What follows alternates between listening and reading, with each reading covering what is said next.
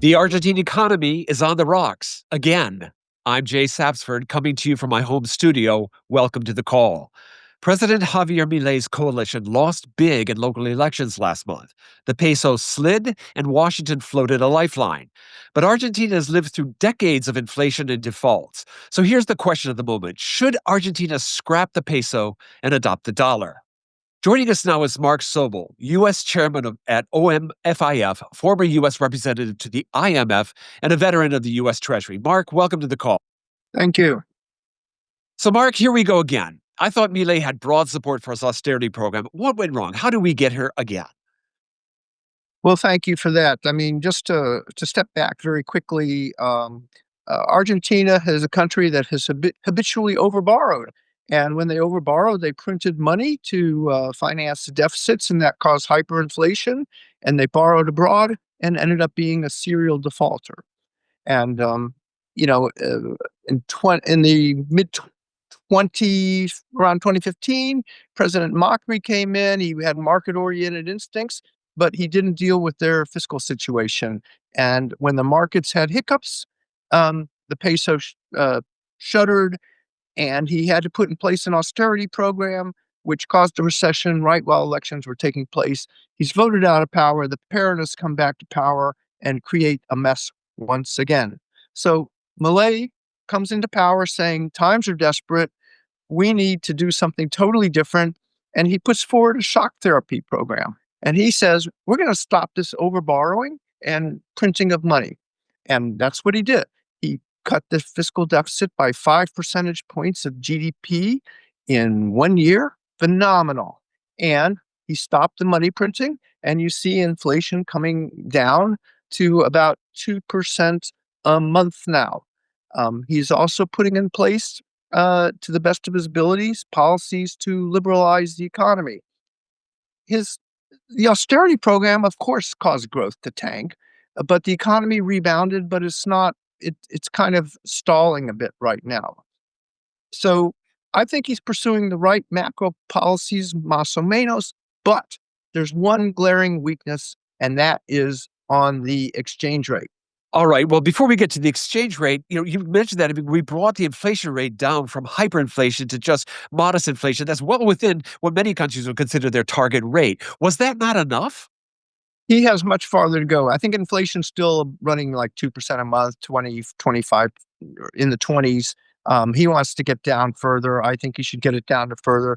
There's a lot of literature about what kind of inflation rate is consistent with economic ages, having enough certainty and predictability to make investments.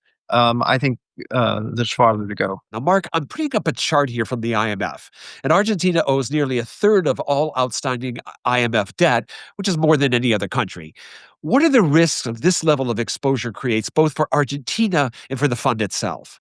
The biggest risk is that Argentina can't repay it and whatnot, and then goes into default to the fund. The fund has a very strong balance sheet, but it would be very bad for the fund's reputation. I think, and financial integrity, and that would really, as a longtime Treasury person, I can tell you that would really hurt our ability to mobilize support for the IMF, which is always in Congress, which is always a tough task as it is. But to me, the more important issue is, can Argentina uh, put in place sustainable policies for the future? This is a serial defaulter, and so to say this time is different would be risky, if not potentially foolish, but that would be the ultimate ideal. You mentioned the peso earlier, and that was the one sort of not unintended consequence, but that one of the wild cards that really has Yeah. thrown a spanner into the works here. One of the questions, Argentinian citizens are already using dollars for about half their transactions here. Should Argentina, in your view, go full on and just adopt the dollar as a national currency and deal with this once and for all? Or what are the pros and cons of that policy? Absolutely not. I think that what Argentina needs is a flexible exchange rate. It needs to let the currency float. Um, Milei has been reluctant to do that because if the currency goes way down, that creates inflationary pressures, of course, and also could be seen as a loss of confidence in his policies. And he particularly wants to avoid that with the election coming up at the end of October. So, but I do think they need a much more fairly valued exchange rate, and they need to take their hands off of it. And then I would hope that they're going to do that. Now, you asked the question, well, why not dollarize?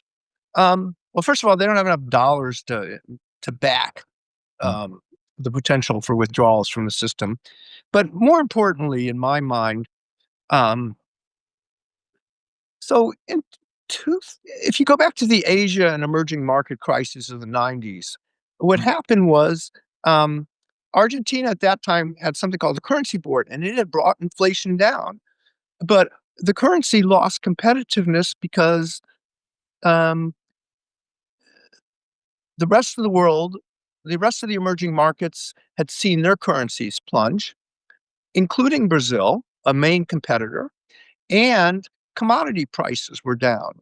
So what happened was that Argentina, because of the link to the dollar and all these currencies falling relative to the dollar, became Mm. uncompetitive, and so the exchange rate was overvalued, and we saw the dynamics that led to the catastrophic 2001 collapse. So I think that dollarization is not the answer. I think a flexible exchange rate is the answer. And if they run their policies soundly, big if we're talking about Argentina ever, but if they did, that would begin to cause people to shift back into pesos. But aren't the inflationary pressures so great that if you do have a flexible exchange rate, no matter who gets into power, they're going to come in with austerity measures that makes them really unpopular, and you have this political instability where you're changing back from extremes on whether it's a libertarian approach of Milei or the Peronist approach where it's a lot of more spending. How do you stabilize the economy in that situation without doing things that are so dramatic that throws yourself out of power? Look, if they would keep their fiscal deficit under control Mm. and not print money, they'll be able to promote stability. So that to me, the exchange rate is you think of it as the tail of the dog, and the dog is the fiscal and the monetary policy. So so I think that that's really the ultimate course. Now, if they run bad policies, the exchange rate's going to tank. So what they need to do is run sane fiscal and monetary policies. But I could say the same thing for the U.S. We need to run sane fiscal and monetary policies. Maybe you and I could meet and have a beer and talk for 1 hour about why I think U.S. fiscal policy is insane. But that's a subject for another day. But Okay. sane macroeconomic policies is the key. All right. Well, since you brought the U.S. into the conversation, I'd like to ask you, what would a swap? What would be the function of a U.S. swap line that the Trump administration is offering at this point? So I am not privy to what they're up to in any detail, and I know it's a risky proposition, but because it's risky, that doesn't mean you don't do it. Um, to me, it's a question of how it gets structured. But basically, the idea, I think, well, a swap is just a means. I give you something, you give me something, right? But what does that mean? What are the terms and conditions of that? So, is it a 1 month swap that gets them past the elections and then they float? If they did that, I would think it's a risk worth taking. Um, but if it's a permanent swap, then like a standing credit, I would have some severe doubts about that. There are ways to mitigate the risks by locking up resources a little bit or putting in these macroeconomic conditions and whatnot. But the idea, I think, is to bolster confidence in the market, provide an announcement effect to stabilize conditions at least through the elections. But yesterday I saw that uh, the peso tanked 6%.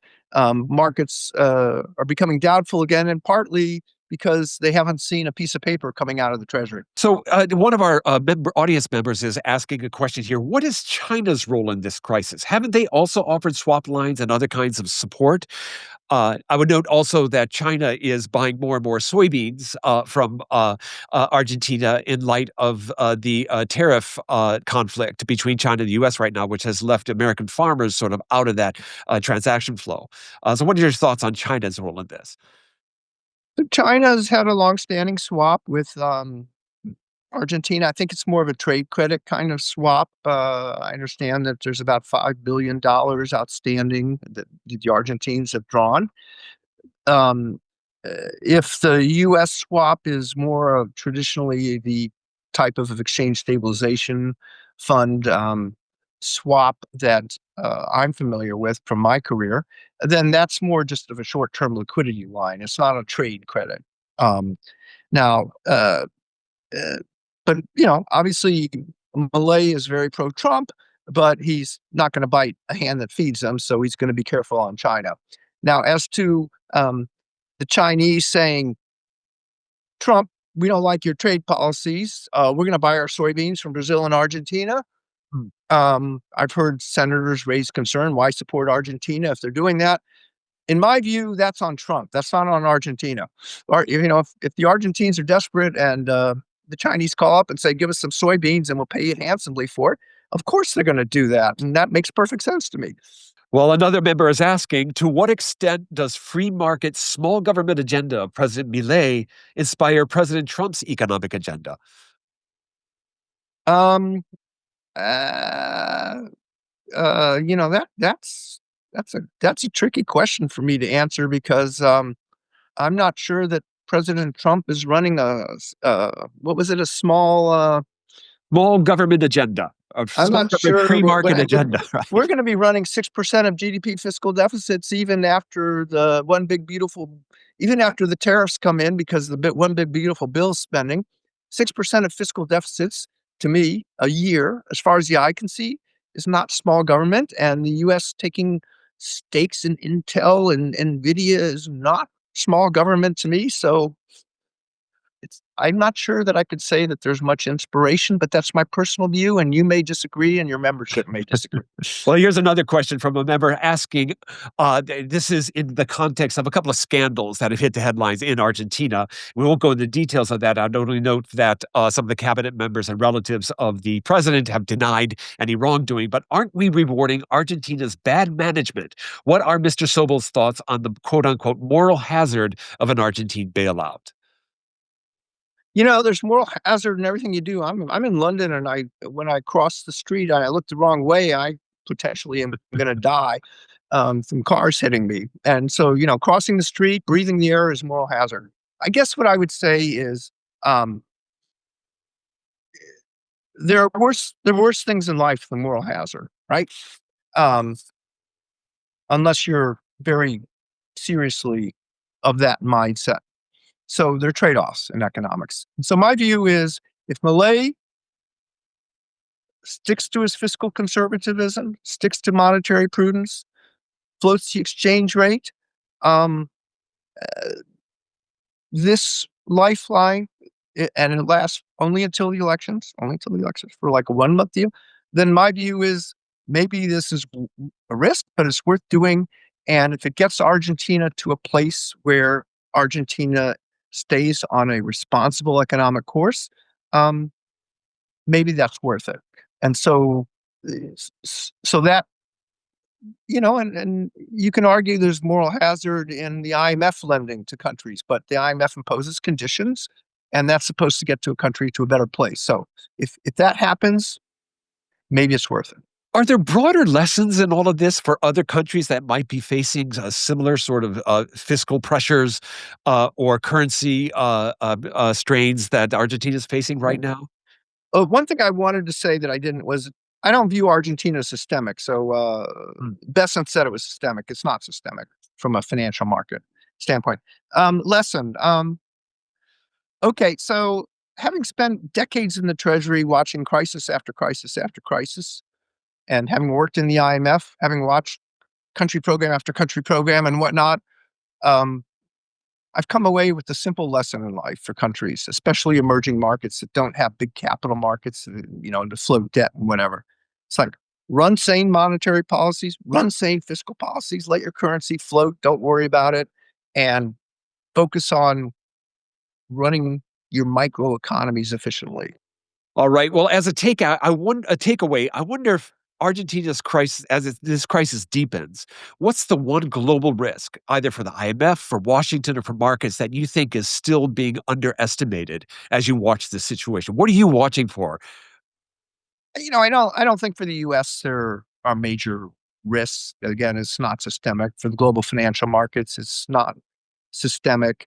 Um, uh, Again, I think Milei is sui generis, but basically this lesson of good fiscal, good monetary policy, good exchange rate policy. I think that would be a great message to send to others around the world. I hope that the IMF will be vigorous in continuing its program with Argentina and pushing for more exchange rate flexibility and mitigating the risk to the fund's balance sheet, because the fund was my beat in Treasury, and I care about the fund, and I don't want to see all these financial ructions that you alluded to as a possibility earlier at the top of the show.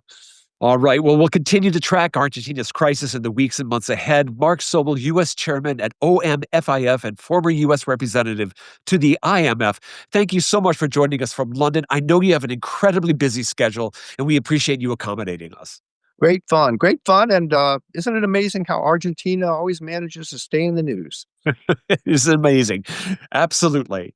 Our audience has gotten their shot of informational espresso and is ready to tackle the day. Missed a live episode? You can catch the replay on our website, LinkedIn, or on YouTube. You can also listen to the call's podcast edition on Apple, Spotify, or wherever you get your podcasts.